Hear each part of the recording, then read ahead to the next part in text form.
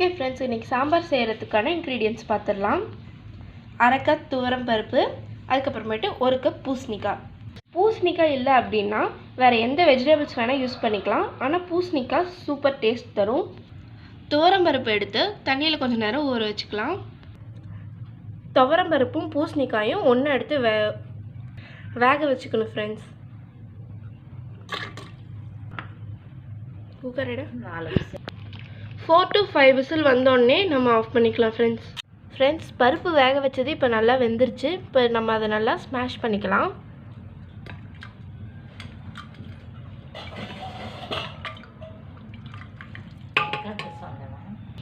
ரெண்டு table spoon எண்ணெய், கடுகு போட்டு நல்லா தாளிச்சுக்கோங்க. அடுத்து கொஞ்சமாக வெந்தயம்,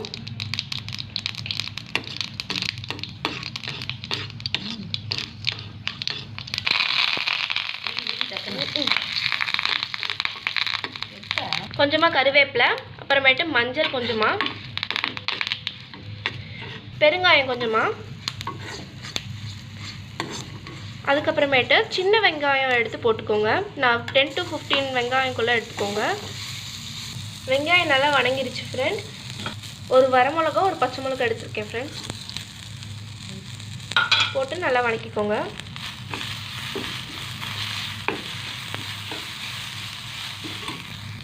வெங்காயம் நல்லா கலர் மாறிடுச்சு ஃப்ரெண்ட்ஸ். அடுத்தது நம்ம கட் பண்ணி வச்சுருக்கிற ஒரு தக்காளி எடுத்து போட்டுக்கலாம்.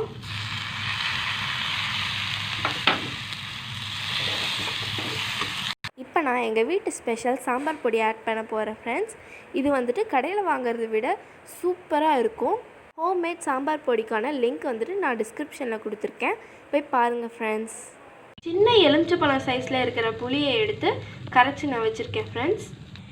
இப்போ நம்ம எடுத்து வச்சுருக்கிற புளி தண்ணி எடுத்து வேக வச்ச பருப்பில் சேர்த்திக்கலாம். இப்போ நம்ம வணக்கி வச்சுருக்க வெங்காயம் தக்காளி அது எல்லாமே இதில் ஆட் பண்ணிக்கலாம் ஃப்ரெண்ட்ஸ்.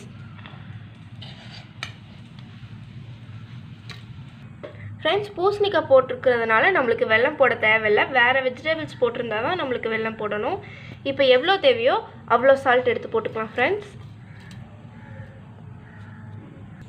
நான் இதில் ஒரு டம்ளர் தண்ணி ஆட் பண்ணியிருக்கேன் ஃப்ரெண்ட்ஸ்.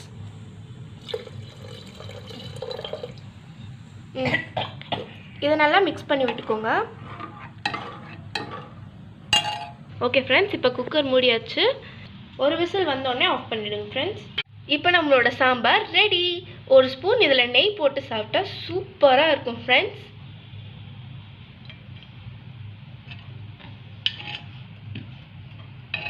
நல்லா மிக்ஸ் பண்ணிக்கோங்க.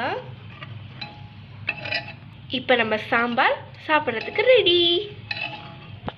கண்டிப்பாக நீங்களும் இதை உங்கள் வீட்டில் ட்ரை பண்ணி பாருங்கள் ஃப்ரெண்ட்ஸ். டேஸ்ட் ரொம்பவே சூப்பராக இருக்குது. இதோட ப்ளஸ் பாயிண்ட் என்னென்னா தேங்காய் இல்லாத டைமில் இந்த சாம்பார் பண்ணிக்கலாம் ஃப்ரெண்ட்ஸ். இந்த சாம்பார் வந்து இட்லி, தோசை, பொங்கல் இது எல்லாத்துக்குமே சூப்பரான ஒரு சைட் டிஷ்ஷாக இருக்குது. இந்த வீடியோ உங்களுக்கு பிடிச்சிருந்தா லைக் பண்ணுங்கள், ஷேர் பண்ணுங்கள், கமெண்ட் பண்ணுங்கள். ஓகே ஃப்ரெண்ட்ஸ், பாய்.